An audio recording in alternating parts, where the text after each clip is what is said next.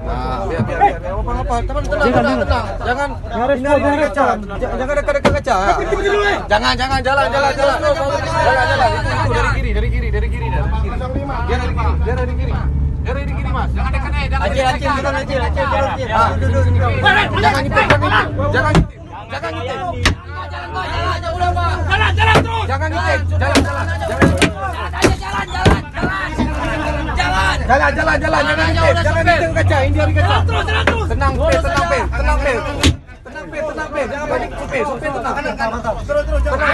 Sopir tenang. Apa, Mas? Bupa pegang aja. Oke, sopir tenang, jangan panik. Jangan panik, sopir.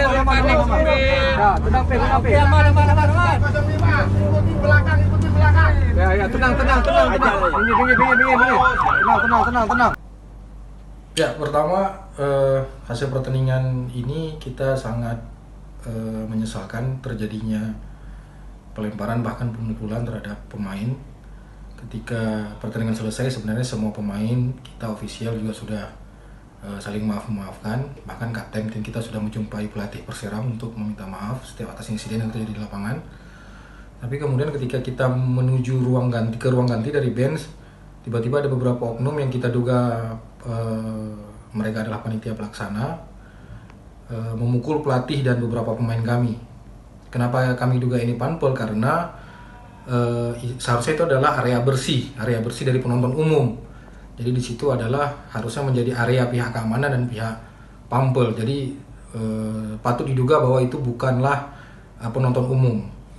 Nah, kita menyayangkan pemukulan itu terjadi justru ketika pertandingan sudah selesai, ketika seluruh pemain dan ofisial menuju ke ruang ganti.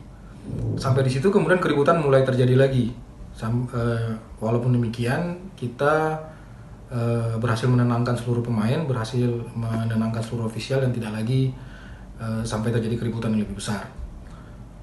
Nah, menuju pulang dari stadion ke hotel, bus kita dilempari oleh oknum supporter. Mungkin ini adalah penonton umum, tapi dari video-video yang beredar bisa dilihat kacanya yang pecah, batunya besar sekali, dan walaupun